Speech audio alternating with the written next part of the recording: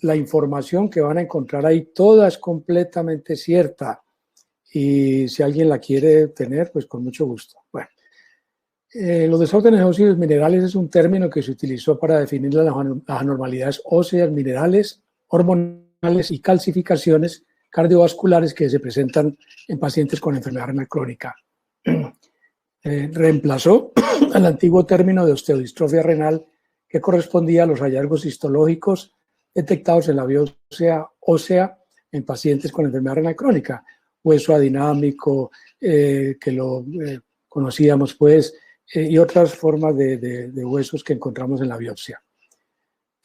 Para poder analizar un poquito los trastornos de los desórdenes óseos y minerales debemos de partir de los factores que intervienen en la absorción de calcio y fósforo en el intestino delgado, que es la vitamina D, la más importante, la vitamina D activa.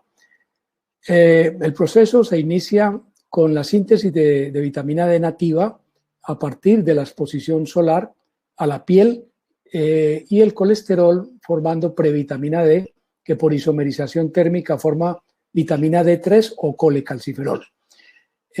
Otra forma de vitamina D es la vitamina D2 o ergocalciferol, que se obtiene de la alfalfa, de los champiñones asoleados. Tienen que ser champiñones que se cultiven y 30 minutos antes de cortarlos se deben de exponer al sol. Así de hecho, de estos champiñones es que se obtiene la forma comercial de ergocalciferol o vitamina D2 nativa. Tanto la vitamina D3 como la D2 deben de experimentar hidroxilación hepática por la 25-hidroxilasa para formar el calcidiol y calcidiol. Y ella posteriormente es sometido a la 1-alfa-hidroxilasa para formar el calcitriol y calcitriol. Aquí es muy importante mirar una enzima que casi se nos olvida que existe, que es la 24-hidroxilasa. Esta 24-hidroxilasa tiene la función de degradar tanto la vitamina D nativa como la vitamina D activa a productos inactivos.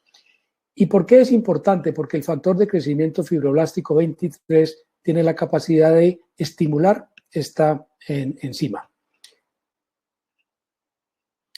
La vitamina D, una vez que se produce la 25-hidroxi, debe de ser filtrada en los glomérulos. Por lo tanto, un suplemento de sustrato alto es importante para que esta vitamina D filtrada en los glomérulos alcance el túbulo contorneado proximal y allí experimente la segunda hidroxilación por la 1-alfa-hidroxilasa y pasa luego a la circulación ejerciendo sus efectos en diversos sitios. De los que nos interesan en el intestino, donde aumenta la absorción de calcio y de fósforo al activar el canal transportador de calcio. Acciones también en la glándula paratiroide, donde frena la secreción de hormona paratiroidea. En los huesos ejerce un efecto contrario a lo que todos pensamos, ya lo vamos a ver. Esta diapositiva del doctor Ayus, yo le hice unas modificaciones. La vitamina D la activa, la 1,25 actúa sobre su receptor de la vitamina D y a nivel intracelular, a nivel intranuclear, estimula la síntesis del RAN ligando. El RAN ligando, a su vez, favorece la maduración del osteoclasto. Así que niveles altos de vitamina D ejercen una actividad estimulante sobre el osteoclasto para que favorezca la resorción ósea. Aquí tenemos una serie de elementos importantes para los que nos gusta la osteoporosis, moléculas como la esclerostina y la osteoprostegerina, sobre la cual ya hay medicamentos a la fecha en el tratamiento de la osteoporosis. Entonces les decía que la 1-alfa-hidroxilasa y la 24-hidroxilasa son muy importantes en el metabolismo de la vitamina D.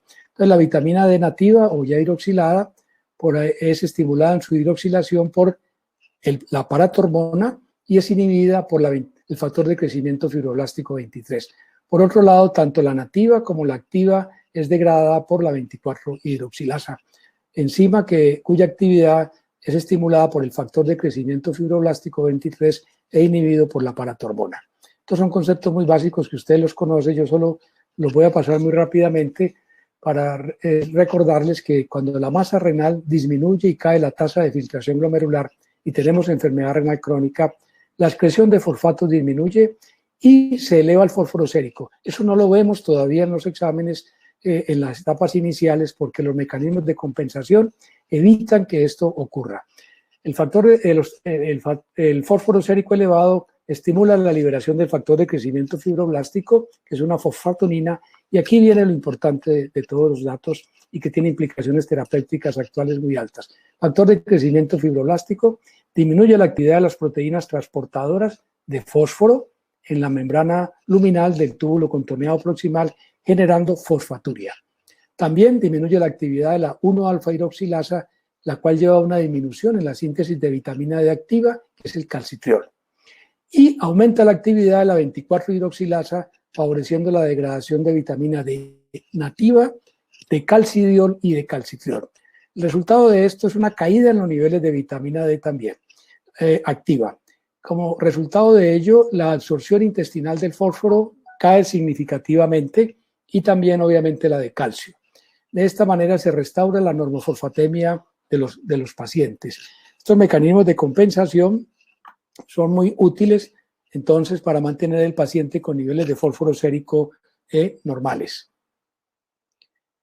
Pero, ¿qué pasa también aquí? Al caer los niveles de vitamina D, de calcidiol y de calcitriol, y se cae la absorción de calcio intestinal, disminuye el calcio sérico y se dispara la paratormona. Y ese es el cuadro que conocemos todos como hiperparatiroidismo secundario que acompaña a la enfermedad renal crónica. Entonces, como resultado de estas compensaciones, tenemos un paciente en los estadios 2 o 3, que son los que donde más debemos de poder intervenir con los pacientes, con fósforo y calcio normales, gracias a los mecanismos de compensación. La fosfatasa alcalina está normal, se eleva, son en fases muy avanzadas, se eleva el factor de crecimiento fibroblástico y la paratormona, y hay bajos niveles de vitamina D nativa, ¿sí? Y de la 25-hidroxivitamina D. Entonces, la compensación resulta efectiva hasta que la tasa de filtración se hace menor de 30 mililitros por minuto. En ese momento, los niveles de calcitriol se caen significativamente y comienza a elevarse el fósforo, la fosfatasa alcalina y la paratormona. Es el momento en el cual la dieta ya resulta insuficiente para compensar al paciente y debemos de buscar otras alternativas terapéuticas como los quelantes o captores de fosfato, como dicen en España.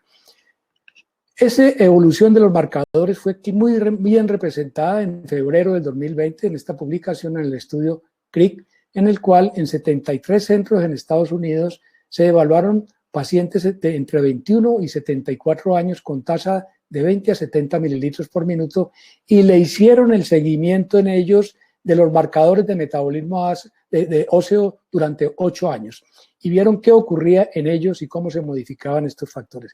Es muy bonita la gráfica porque ya la habíamos conocido anteriormente en forma de algunos colegas, pero aquí está muy bien graficada. Podemos observar cómo el calcio, mira, en la parte de abajo están los años de seguimiento de menos 8 años hasta que el paciente llega a diálisis, que es aquí en el extremo derecho, abajo.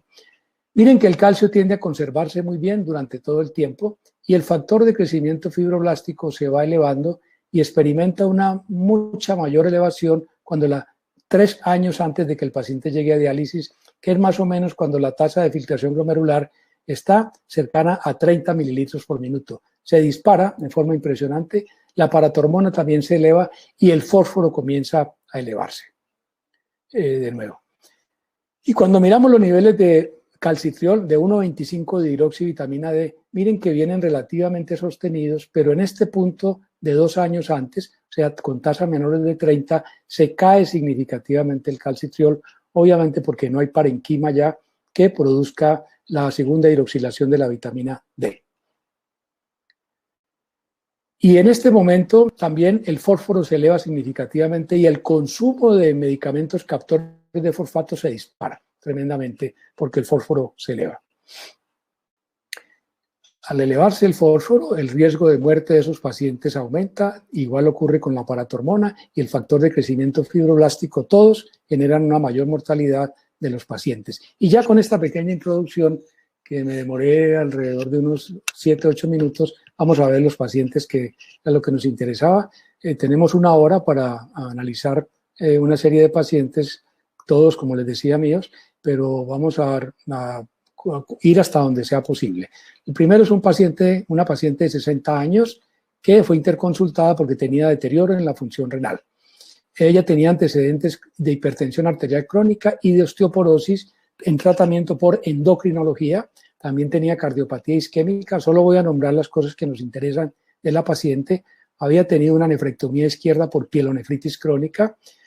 Venía en tratamiento con carbonato de calcio y alendronato para su osteoporosis. La creatinina estaba en 1, pero es una paciente que pesaba 46 kilos, medía 1,51 y el cálculo de la tasa de filtración por MDRD nos dio 59 mililitros por minuto. O sea que tenemos un estadio 3A de enfermedad renal crónica con una ideal de 83.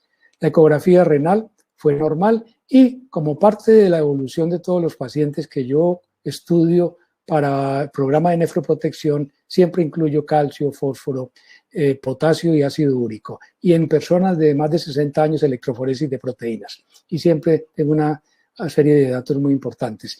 En esta paciente nos encontramos que el calcio estaba en 9.3, el fósforo en 3.4 y la paratormona en 98. Ya recuerden que las guías recientes recomiendan que debe estar normal. Y los niveles de vitamina D en 12,7. Estaba tomando calcio y el alendronato. Entonces, como la paratormona estaba desproporcionadamente elevada para su tasa de filtración glomerular, le hice una ecografía de paratiroides. Y digo le hice porque me gusta solo las que yo hago. Solo le creo a mi traductor y a un colega con el cual he trabajado durante muchos años en Manizales. La pregunta siguiente sería, ¿cuál es el tratamiento para el hiperparatiroidismo de este paciente? Calcitriol, paricalcitol, Sinacalcet o vitamina D nativa. Mientras ustedes piensan un poquito de qué le damos a este paciente, vamos entonces avanzando. Bueno, a esta paciente entonces decidimos iniciarle con esta vitamina D tan baja, colecalciferol. No le dimos calcitriol, que sería pues lo que pensaría uno en primer lugar. Le dimos vitamina D nativa y está en un esquema que yo estoy utilizando actualmente. Van a ver que es diferente al que he usado en años anteriores y es solo las tabletas del fin de semana. Le di 2 tabletas de 7.000 unidades el sábado en la mañana, o sea, 14.000 unidades, que vienen siendo 2.000 unidades diarias. Conservé el carbonato de calcio y suspendí el alendronato y 4 meses más tarde los niveles de vitamina D habían subido a 21,9, la paratormona había disminuido a 83, pero no estaba en rangos todavía adecuados, entonces le subí la dosis a 21.000 unidades por semana, o sea, 3 tabletas, viene también en cápsulas de 7.000 unidades, el fin de semana es una dosis muy cómoda y se evitan estar tomándola todos los días, y ese es un trabajo que estoy haciendo, lo voy a mostrar más adelante, se publicará más adelante. Y vemos cómo así entonces la vitamina D subió por arriba de 30 a 38 y la paratormona ya abajo, por debajo de 65 a 62. El calcio se me subió a 10.8, entonces le suspendí el carbonato de calcio. Las guías acá, dicen claramente que en pacientes con enfermedad renal crónica que tengan estadios 3A o 5D que están en diálisis, debemos de evaluar los niveles de vitamina de 25 hidroxivitamina D, o sea, vitamina D nativa o calcidiol, y repetir los valores de acuerdo con las intervenciones terapéuticas. Yo los mido cada 4 meses. Se debe de corregir si el trastorno, si se encuentra alteración, y también define que si la PTH está elevada, se deben de examinar factores modificables como son insuficiencia de vitamina D o deficiencia, hipocalcemia e hiperfosfatemia, y se debe de tratar con vitamina D nativa. El calcitriol y los análogos de la vitamina D no son rutinariamente utilizados en este grupo de pacientes y se deben de reservar solo para pacientes con estadios 4 o 5. Ya vamos a ver por qué se recomienda. Entonces, los niveles de vitamina D que yo utilizo son los que utilizan la guía de la Fundación Nacional de Osteoporosis, la Internacional de Osteoporosis, la Sociedad de Geriatría, en el cual se dice que los niveles son deficientes si son menores de 10, insuficientes si están entre 10 y 30, y normales que son mayores de 30 sin pasar de 80, que 80 son toxicidad por vitamina D. Estos resultados son diferentes a los que utiliza la Sociedad de Endocrinología, en el cual denomina insuficiencia entre 20 y 30 y déficit menor de 20. Si tomáramos este valor, probablemente encontraríamos una enorme cantidad de pacientes con problemas renales con deficiencia, ¿no? Son los mismos que utiliza el Instituto de Medicina, pero como les digo, yo no utilizo sus valores. Entonces, para poder ver por qué hicimos esta paciente, por qué la intervenimos de esta manera, para el año 2016 publicamos este artículo con Vicente Aguirre, que es el estadístico epidemiólogo con el cual trabajo desde hace muchos años. Con él evaluamos un grupo de, siempre se me olvida el número, 331 pacientes, en los cuales con diversas tasas de filtración glomerular que van desde la 2 hasta la 5, les medimos los niveles de vitamina D, de 25 hidroxivitamina D, y encontramos que el 70% de esos pacientes tenían niveles insuficientes, el 8.8% de los pacientes déficits y solo un 21% de los pacientes tenían valores normales. Entonces, niveles en déficit o insuficientes de vitamina D, ¿qué nos genera? Un déficit de sustrato. Si no le aportamos al riñón sustrato, pues no va a haber quien se filtre ni llegue el túbulo contoneado proximal para experimentar la segunda hidroxilación y formar calcitriol. ¿Y qué ocurría con esos pacientes a medida que los niveles de vitamina D iban disminuyendo?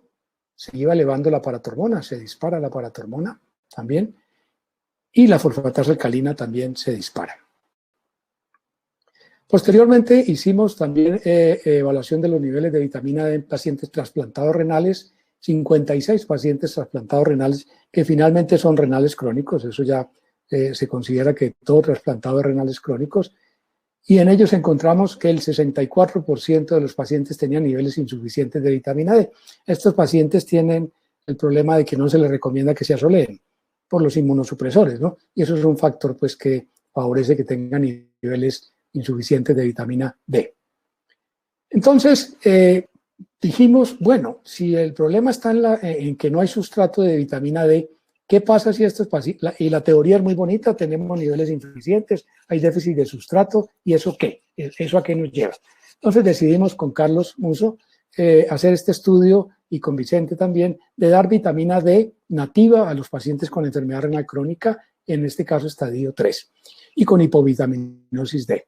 La dosis que utilizamos fue de 2.000 unidades y hacíamos mediciones cada 4 meses de la vitamina D y hacíamos ajustes hasta lograr niveles de vitamina D normales, que eso es lo novedoso que tenía este estudio, porque la mayoría de los que se han hecho dan vitamina D, pero no miden los niveles, no corroboran de que el paciente alcanzó los niveles adecuados y qué impacto tiene en el resultado de los pacientes.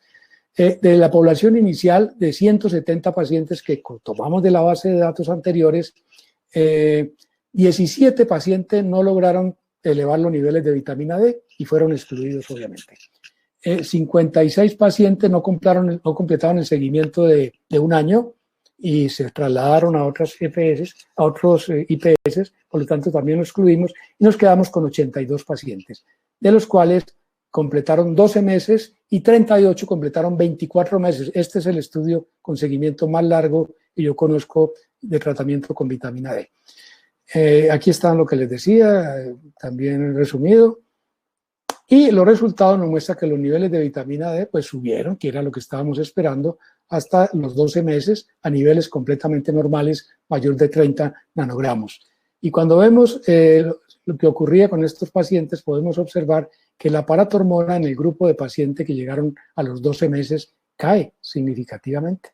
Miren cómo va cayendo.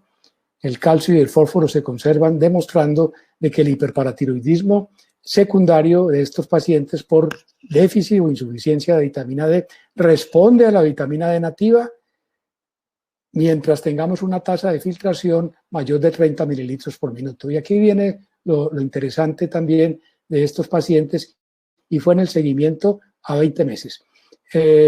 Encontramos que hubo un grupo de pacientes en los cuales no se lograba disminuir los niveles de vitamina D, los niveles de paratormona. Entonces buscamos en estos pacientes qué estaba ocurriendo y miramos la tasa de filtración glomerular y la comparamos con el grupo 2 aquí y podemos observar que todos los pacientes del grupo 2 tenían tasas de filtración cercanas a 40 mililitros por minuto.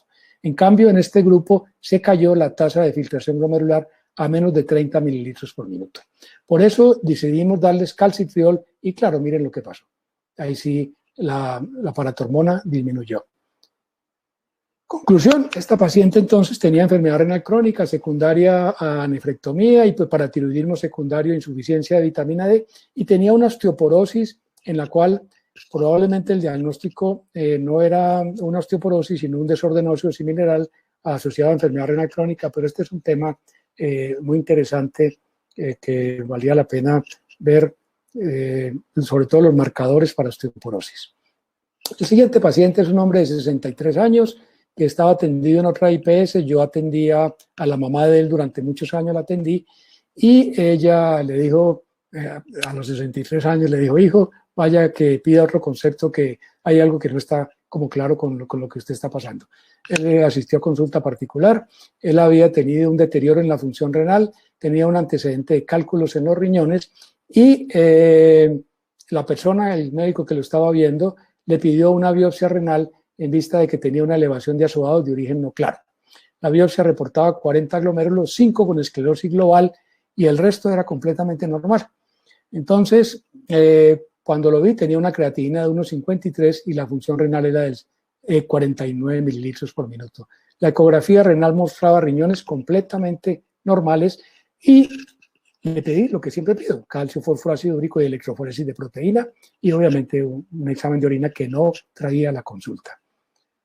Los resultados de este paciente fue un calcio de 11.8, un fósforo de 1.6 y ya a algunos se le alumbró el bombillo y dijo, calcio elevado, fósforo bajo, ya sé qué tiene. Bueno, venía tomando el carbonato de calcio y estaba tomando calcio y calcitriol. Estos dos medicamentos tomaba él. La electroforesis de proteína fue normal. En el examen de orina no había nada importante. La siguiente pregunta es, ¿qué hacemos con este paciente? ¿Qué exámenes adicionales? Lo primero que hay que hacer es repetir el calcio, porque ya sabemos que la hipercalcemia en muchos casos no es cierta. Entonces, repetimos el calcio o pedir un calcio ionizado. Y salió en 12,3, el fósforo en 2,2 y ahí sí, obviamente, pidamos paratormona. La paratormona en 154. Muy volada la paratormona de este paciente y los niveles de vitamina D completamente normales, que no nos vaya a pasar lo de la paciente anterior. Entonces, ¿cuál sería el tratamiento del hiperparatiroidismo de este paciente? Suspendemos el calcitriol y el calcio, o sea, que quiere decir que ya el médico que lo había visto anteriormente había encontrado un hiperparatiroidismo y le había dado calcitriol y calcio. Le damos paricalcitol, en vista de que el paciente desarrolló una hipercalcemia. Le damos Cinacalcet, que sonaría como una muy buena opción, o le damos vitamina D nativa. Pues en este paciente, con sospecha de hiperparatiroidismo, le hicimos una ecografía de cuello. Este caso, él era muy amigo del radiólogo con el que trabajo y pidió que él se la hiciera y ya les voy a mostrar lo que encontramos en la ecografía y le pedí también, siempre que yo encuentro un adenoma, un nódulo en glándula paratiroides, pido una gamografía paratiroides y lo hago, y si no lo encuentro, pero tengo una paratormona elevada, igualmente pido la gamografía, porque he tenido casos de adenomas en mediastino y las glándulas, los adenomas pueden ubicarse en muchos sitios que a veces con la ecografía no se ve. Esta es la ecografía, aquí tenemos la tráquea, aquí tenemos la tiroides del lado derecho, la tiroides del lado izquierdo y no se veía nada aquí, pero el radiólogo muy astuto dijo, me voy un poquito más hacia afuera y encontró este adenoma de gran tamaño, no logró ver el tamaño, pero debe estar alrededor de 1000 y algo, aquí dice no lo alcanzo a ver. Bueno, y la gamografía nos muestra tremenda hipercaptación. Recuerde que la gamografía se evalúa en etapas tardías, o sea, la glándula tiroides capta perfectamente el isótopo y hay que esperar 60 a 90 minutos y si en estas imágenes tardías persiste esta imagen, ahí sí es compatible con un adenoma. Con ese diagnóstico mandamos el paciente a una paratiroidectomía, vamos en tiempo bien, ¿sí? Y miren el resultado de la paratiroidectomía. El cirujano, que también es un amigo muy querido, que estuvo en un congreso reciente al que yo no pude asistir de nefrología, mostrando su experiencia en paratiroidectomías, hizo una extirpación de la tiroides porque la vio rara de ese lado derecho. Digo, esta tiroides no me gusta el aspecto, se hace una tiroidectomía derecha y al mismo tiempo nos vamos con las glándulas paratiroides de ese lado, la paratiroides inferior normal. Entonces, ¿qué pasó? ¿Qué está ocurriendo aquí? Le volví a pedir entonces un calcio 13.5 y la PTH de 130. Y el fósforo bajo. Ya sabemos que los desórdenes del calcio, el hiperparatiroidismo se caracteriza por calcio elevado y fósforo bajo, muy diferente de la vitamina D de la intoxicación, que los dos van hacia arriba, calcio y fósforo hacia arriba. Ahí sí, le di Cinacalcet y le di 30 miligramos con desayuno y almuerzo, porque recuerden que el Cinacalcet es muy diferente la dosis que se utiliza en pacientes con hiperparatiroidismo secundario a hiperparatiroidismo primario. Perdón un momentico, tomo un poquito de agua. En pacientes con hiperparatiroidismo primario se debe dar cada 8 horas, es decir, dosis dividida. En pacientes con hiperparatiroidismo secundario, una sola dosis que se puede dar al mediodía, ¿no? Ustedes le pueden dar los 90 miligramos al mediodía, las 3 tabletas y listo. En primario, no, hay que darlo cada 8 horas. Le pedimos una nueva ecografía de cuello, lo volví a mandar donde el radiólogo que lo había evaluado inicialmente, y obviamente la ecografía cambia, la tráquea, ya no hay tiroides, aquí no se ve la glándula tiroides, se ve la carótida y la yugular, y estaba el nódulo ahí. Él lo puncionó, lo aspiró, y le reportaron hallazgos compatibles con adenoma paratiroideo. Llamamos al cirujano, y él lo reprogramó para otra cirugía. Se le hizo una resección del nódulo y en esta vez el calcio bajó 9.3, fósforo 2.9 y la PTH a 4.15. Recuerden siempre, después de una cirugía de paratiroides, que hay un freno completo de las otras glándulas que quedan y hay que tener mucho cuidado por el síndrome del hueso hambriento, que algunos de nosotros lo vimos con mucha frecuencia. Le suspendí el Cinacalcet, obviamente, le reinicié el calcio y el calcitriol y ya posteriormente, y la creatinina bajó de 1.43 a 0,57. Así lo que teníamos era una hiperacemia generada por hipercalcemia. ¿Qué fue lo que pasó? Que la glándula paratiroides migra a partir de las bolsas faríngeas y la superior está muy cercana a la cuarta y queda fácil que se ubique, pero la inferior migra de la tercera bolsa faríngea y hace toda esta curva. Por eso puede quedar por fuera de la carótida, por fuera de la yugular inclusive, o en el mediastino. Bueno. Entonces este paciente, hiperacemia mediada por hipercalcemia, urolitiasis por hipercalcemia, hiperparatiroidismo primario, y ya llevamos 30 minutos. Bueno, vamos con el tercer paciente. Eran 5, pero lo reduje a 4 por el tiempo. Es un paciente de 90 años, de sexo masculino, que fue interconsultado por elevación de la creatinina, por medicina interna o geriatría, me lo envió a la consulta. Como datos de importancia, hipertenso crónico, desde hace 15 años, un reciente infarto de miocardio, venía tomando carbonato de calcio y calcitriol, probablemente para la osteoporosis lo utilizan pues ellos con frecuencia, refería lumbalgia y claudicación de miembros inferiores al caminar. Ustedes dirían, con 90 años, ¿quién no claudica? Pues sí, pero hay que estudiarlo. Eso aprendí de los geriatras. Estar uno en una universidad con geriatras, me he ganado un poco de regaños pues, con ellos y he aprendido mucho. La creatinina era de 2.7 y la tasa calculada de 23 mililitros por minuto. Le hicimos una ecografía renal, riñones de pequeño tamaño, ecodensos, Doppler de arterias renales normales. Entonces concluí enfermedad renal crónica de etiología desconocida y lo incluí en el programa de nefroprotección, pero le pedí una radiografía de columna de por qué le dolía la espalda. Obviamente la electroforesis de proteínas estaba normal también y vamos a ver los resultados. En este paciente el calcio estaba en 10, pero el fósforo estaba en 8. La paratormona en 154. La ecografía ya la habíamos visto. El ecocardiograma mostraba hipoquinesia difusa, pero tenía una esclerosis mitral. Es decir, estaba calcificada la mitral con insuficiencia.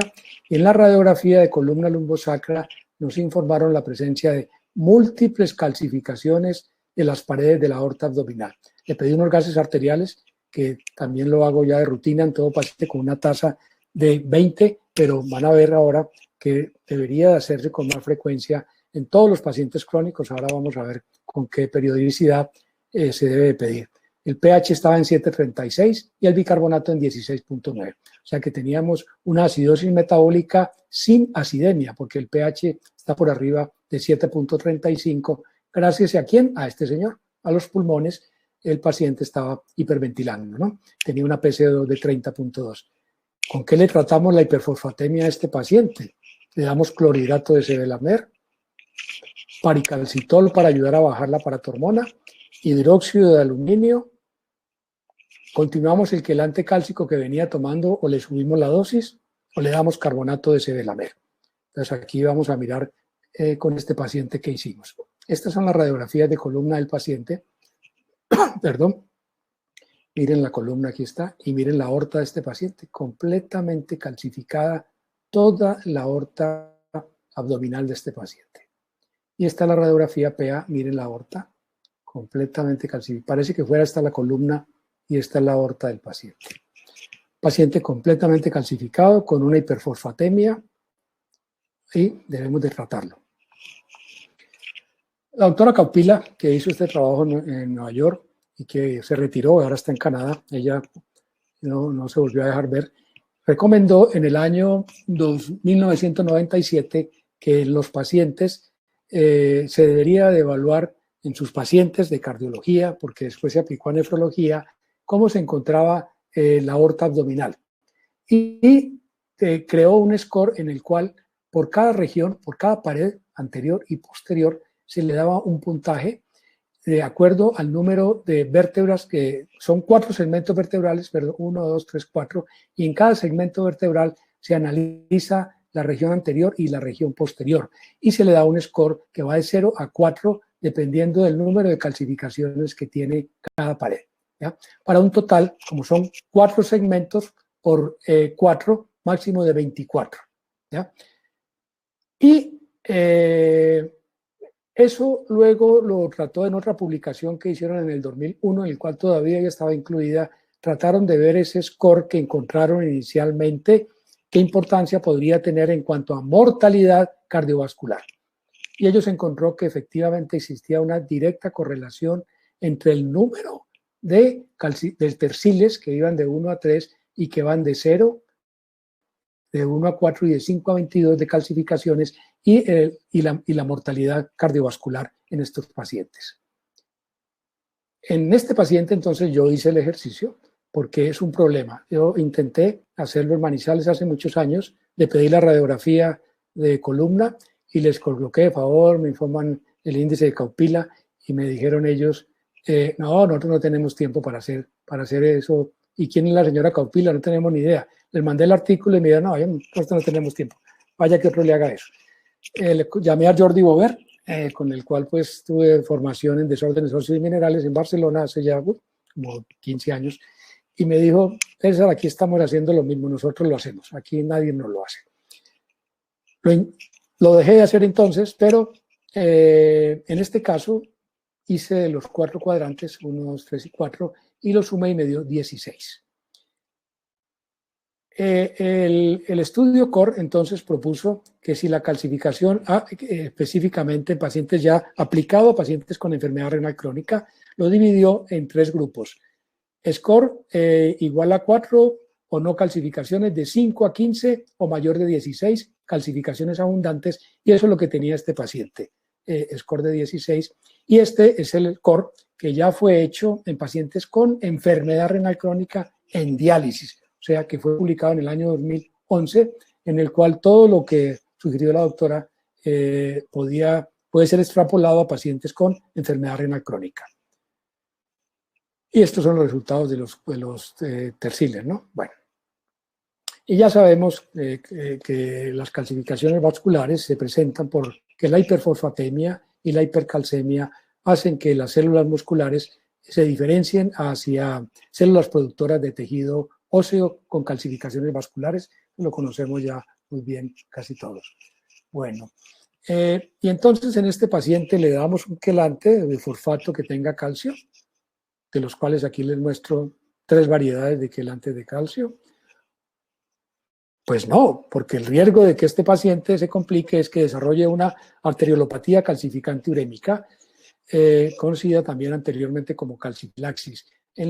con las consecuencias severas de necrosis de piel y de tejido blandos, infecciones posteriores y sepsis. Y yo tuve un paciente obeso que se murió de una calcifilaxis.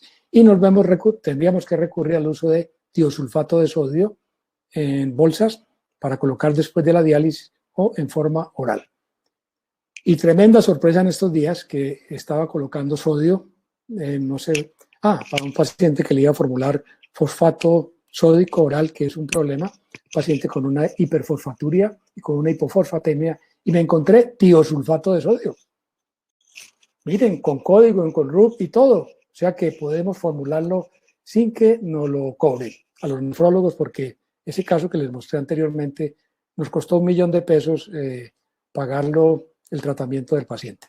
Bueno, algunos quelastes de fosfato no tienen calcio, tienen magnesio, como el carbonato de magnesio y el óxido de magnesio, pero hay que medir los niveles séricos de magnesio con frecuencia.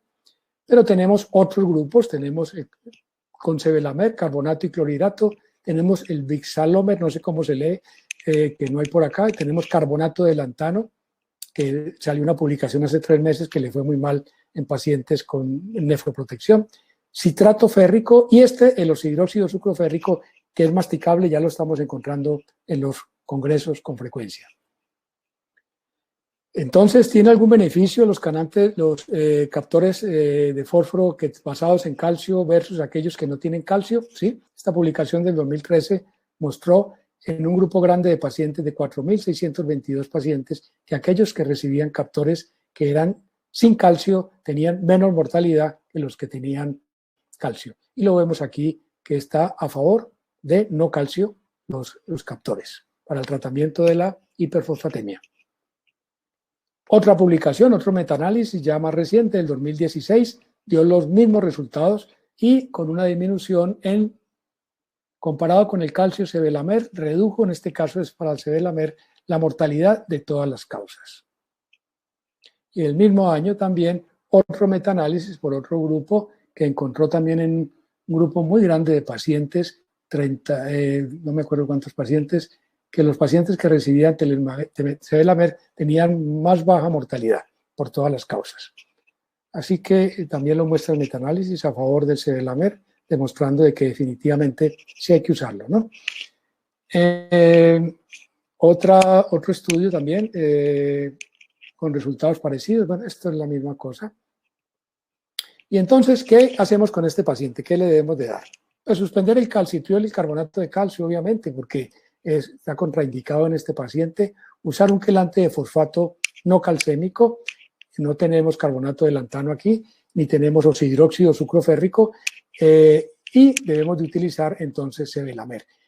Como el paciente no está en diálisis, ojo con esto, y tiene riesgo de acidosis metabólica, no le podemos dar clorhidrato de sevelamer, tenemos que darles carbonato de sevelamer, que se conocía como Renvel, ahora lo tenemos como Ronlab. Y sigamos un momentito aquí. En este paciente entonces le dimos carbonato de sevelamer 800 miligramos con cada comida y el fósforo disminuyó a 3.3. Como les digo, esto no es cuento, esto es real, en menos de 6 meses. Y el calcio en 10.1 y los gases arteriales mejoraron el pH a 7.38 y el bicarbonato subió a 21. ¿Y por qué por qué carbonato de sevelamer y no clorhidrato? Pues por algo muy sencillo, y es que el clorhidrato produce acidosis metabólica. Y cuando uno mira la molécula, ustedes pueden observar que aquí dice ácido clorhídrico. Eso es lo que contiene la molécula. La molécula fija aniones de fosfato a través de intercambio iónico y libera una molécula de ácido clorhídrico por cada fosfato que liga. ¿Para dónde coge ácido clorhídrico? Ese ácido clorhídrico pues se eleva al paciente. En cambio, el carbonato de sevelamer es el carbonato el que libera y reemplaza el anión cloro por carbonato, y el carbonato se absorbe al paciente y se transforma luego en bicarbonato. ¿Y qué importancia tiene esto? Pues tiene mucha, porque la acidosis metabólica se asocia a una variedad de complicaciones en pacientes con enfermedad renal crónica. Incrementa el riesgo de fractura por producir alteraciones en los huesos, afecta genera mucho más osteoporosis, agrava el desorden óseo y minerales de los pacientes a nivel de los músculos, aumenta el catabolismo proteico, incrementa el riesgo cardiovascular e incrementa la tasa de deterioro renal, o sea, la caída del filtrado glomerular es mucho mayor en pacientes que tienen acidosis, o sea, que tiene consecuencias en huesos, músculos y riñones y con una mayor mortalidad cardiovascular de todas las causas. Esto lo pueden consultar porque esto es de hace 2 meses. Bueno, y revisando entonces los estudios que apoyan que la acidosis metabólica es mala, podemos revisar este muy antiguo, en cual en una muestra de 12.000 pacientes en hemodiálisis se analizó el bicarbonato, el CO2 total o el bicarbonato, y cuando baja de 20, mire cómo se dispara la mortalidad en estos pacientes. ¿Ya? Estos eran pacientes que estaban en hemodiálisis. El estudio DOPS también, que evaluó pacientes con prediálisis, en 7.000 pacientes encontró que un bicarbonato por debajo de 17 se asociaba con un incremento en la mortalidad y en la hospitalización de los pacientes con enfermedad renal crónica. Y que el clorhidrato da acidosis, yo tenía como 10 artículos, pero les puse estos aquí porque el tiempo no me dio para incluirlos, pero 1, 2, 3, 4 que demuestran que sí da acidosis, y pacientes en diálisis peritoneal. Y la acidosis depende de la dosis. A medida que usted va aumentando la dosis de clorhidrato de sevelamer, miren cómo se cae el bicarbonato. Eso no pasa con el carbonato de sevelamer, ocurre todo lo contrario. Y miren cómo el porcentaje de pacientes con acidosis aumenta significativamente. Y lo mismo ocurre en pacientes con diálisis peritoneal, la misma cosa, cae el bicarbonato, ¿no? En seguimiento a 6 meses. Otro estudio también en diálisis peritoneal, demostrando lo que les estoy diciendo. Eso no ocurre con el carbonato de sevelamer, en el cual no se presenta acidosis metabólica y es un medicamento muy bien tolerado. Aquí tenemos el bicarbonato, pasa de 16.6 a 18.2 en 56 días de tratamiento. Entonces, en los pacientes que reciben clorhidrato de sevelamer y que están en diálisis y que ustedes los están tratando, deben de monitorizar al menos cada mes los gases arteriales. Y aquí vemos a un análisis de costo-efectividad. Si yo tengo que estar midiendo gases arteriales cada mes en este paciente, si el paciente está hiperventilando, llega a la diálisis y no se ve sobrecargado, pero está hiperventilado, urgente gases arteriales. Si está presente la acidosis, pues ajustar el bicarbonato. El dializado es una alternativa. Recordar que en estos pacientes los marcadores de metabolismo óseo y mineral deben de ser monitorizados con más frecuencia, porque el paciente se puede quejar de fatiga generalizada y tener mayor número de fracturas. Entonces, ¿cuál es la solución más barata? Pues cámbiense a uno que no haga todo eso y solucionado el problema. Y esa no es una recomendación mía. La guía japonesa del año 2008, alcancé a leer aquí este numerito que está acá, dice: los médicos deben de chequear no solamente los niveles de cloro, pero también los niveles de bicarbonato durante el tratamiento con clorhidrato para controlar la acidosis metabólica. Y ese fue un estudio en un gran número de pacientes, y las guías KDOQI viejas dicen que en pacientes con enfermedad renal crónica estadio 3 a 5 se deben de medir los niveles de bicarbonato. Y estos deben de ser mantenidos mayor de 22.000 equivalentes por litro. ¿Y cada cuánto se deben de medir? Por lo menos una vez al año en estadio 3, cada 3 meses en estadio 4 y pacientes en estadio 5 cada mes. Ahí les dejo esa ruta, ese dato, a ver si ustedes empiezan a pedir gases arteriales cada mes o se cambian más bien para el otro sevelamer. Y no solamente tiene este beneficio, sino que además los efectos colaterales gastrointestinales son mucho menores. En amarillo, en naranja está el carbonato y en naranja, menos naranja, está el clorhidrato. Y miren los efectos colaterales que tiene este paciente. Bueno, conclusión: el paciente 3 tenía enfermedad renal crónica de etiología desconocida, hiperparatiroidismo secundario, enfermedad renal crónica, múltiples calcificaciones cardíacas y vasculares, no le podemos dar calcio, tenía una cardiopatía isquémica, una hiperfosfatemia severa y era candidato solamente a carbonato de sevelamer. Nos quedan casi 10 minutos para ver el último paciente. Es una paciente de 38 años, que fue trasladada, perdón, en el enero del 2011 a la unidad renal donde yo trabajaba en esa época. Estaban por negociaciones de las EPS, estaba en programa de diálisis peritoneal, y lo primero que me refirió cuando llegó a la consulta fue dolor en región dorsolumbar, cadera y manos. Y enfermedad renal crónica del año 2006, 5 años en diálisis peritoneal. Venía recibiendo en ese momento carbonato de calcio, 2 tabletas con desayuno y cena, clorhidrato de sabilamer, 1.600 miligramos con el almuerzo, y paricalcitol 1 microgramo por día. Venía bien formulada. Le hice un examen físico y lo que más me llamó la atención fue la cifosis dorsal y el acortamiento de las falanges distales en ambas manos. Y miren lo que tenía en los exámenes. Esto fue lo que yo le pedí en febrero, cuando llegó a enero, en febrero, que me reportaron cuando llegó. Me encontré un fósforo de 6.16, una PTH de 2033, tuvo una previa de 3.635. Yo hoy en día, pues espero no volver a ver esos valores que me tocó ver alguna vez horribles. Y tenía una fosfatasa alcalina de 3.950.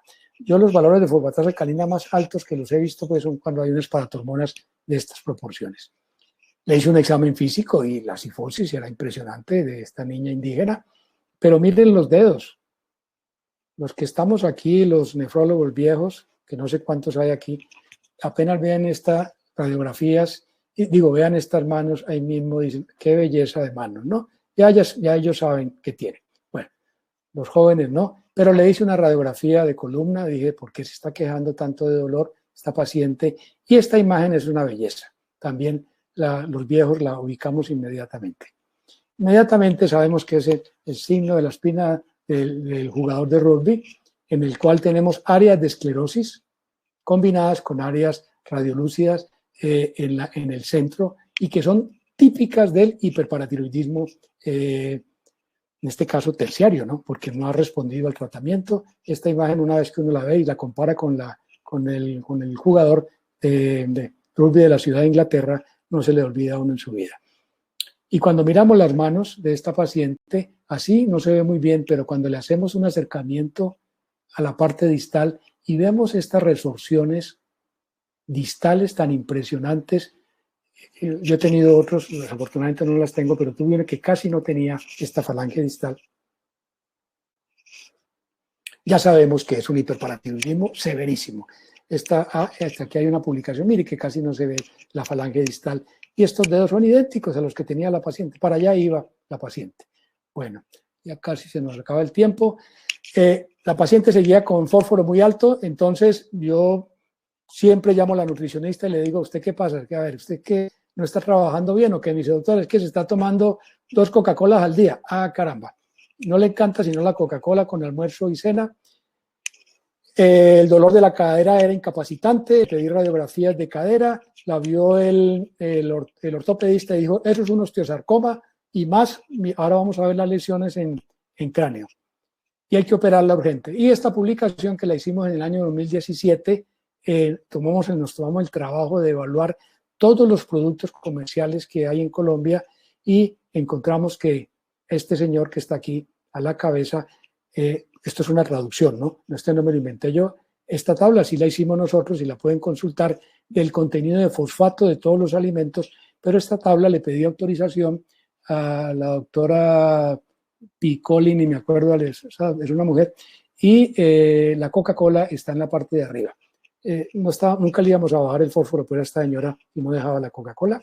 La radiografía de cadera mostró esta imagen, que fue la que dijo el ortopedista que era un osteosarcoma, y más cuando vio esta radiografía, imagen en sal en pimienta, eso es una metástasis de un osteosarcoma, que no sé qué cosa, pero dije yo, no, esto no es así tampoco, es una imagen hermosa en sal y pimienta, y aquí hay una publicación, está mejor la mía que la de este señor, pero este la publicó en el año 2003, y esta es otra belleza del TAC, miren las imágenes que tenía esta paciente de un hiperparatiroidismo terciario.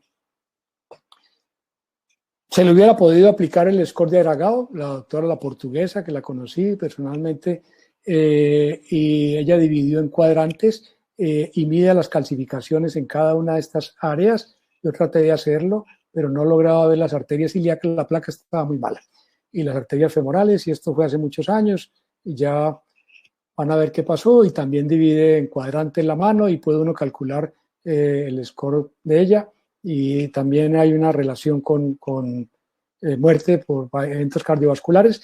Después de que se hizo la famosa resección del osteosarcoma, resulta que era un tumor pardo. Y entonces le hice una ecografía de cuello, aquí soy yo haciendo las ecografías de cuello, y me encontré algo muy interesante, y era tremendos adenomas paratiroideos. Este solo medía 300 milímetros cúbicos, este medía 1050 milímetros cúbicos, y cuando un paciente se le debe grabar esto, todo paciente que tenga una paratormona, pues el estudio nosotros lo hicimos con PTHs hasta 600, pero el que tengo ahora acumulado en mi casa, que tengo un serronón de gamografías de paratiroides y de ecografías, lo hice con PTH mayor de 650, y se van a encontrar que estos pacientes con mucha frecuencia tienen adenomas paratiroideos, y si el adenoma mide más de 1000 milímetros cúbicos, no les sirve nada, no sirve absolutamente nada. No se pierdan el tiempo con Cinacalcet, con paricalcitón, con lo que quieran. Ese paciente hay que operarlo, que hacerle una paratiroidectomía.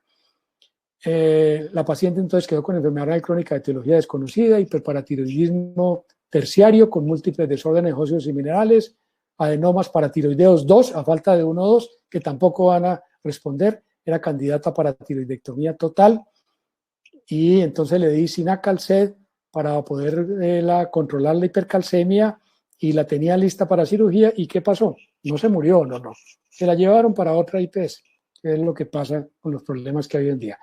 De todas maneras, les dejo esta diapositiva ya para finalizar, en la cual está la experiencia de nosotros con el doctor Chala, que es el cirujano al cual durante muchos años le he enviado los pacientes, con 32 pacientes que enviamos a paratiroidectomía, y ustedes pueden observar aquí cómo los niveles de fosfatasa alcalina se van al piso, igual caen los de fósforo y los niveles de paratormona después de la paratiroidectomía, y se quitan ese problema de utilizar medicamentos costosos. Cuando el cirujano es hábil, yo he entrado a cirugías con él, identifica fácilmente el adenoma.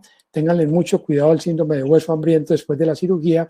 Estos pacientes deben de ir con hipercalcemia a la cirugía, y después de la cirugía deben de recibir calcitriol en dosis altas. Yo diría que 2 microgramos de calcitriol para evitar que hagan una hipocalcemia severa. Ya tuve un paciente que lo llevaron a cirugía, y por motivo, yo siempre les hago el seguimiento. Este paciente, creo que me fui a vacaciones, algo así, y cuando regresé me habían contado que se había muerto después de la cirugía. No le hicieron la preparación adecuada. Y este sí se los debo, si me vuelven a invitar, ¿no? Ya hablé mucho, 1 hora, pero con mucho gusto seguimos revisando otros pacientes. Quedan aquí mi correo personal, por si alguien tiene alguna duda, con mucho gusto. Y eso es todo, Alejandro.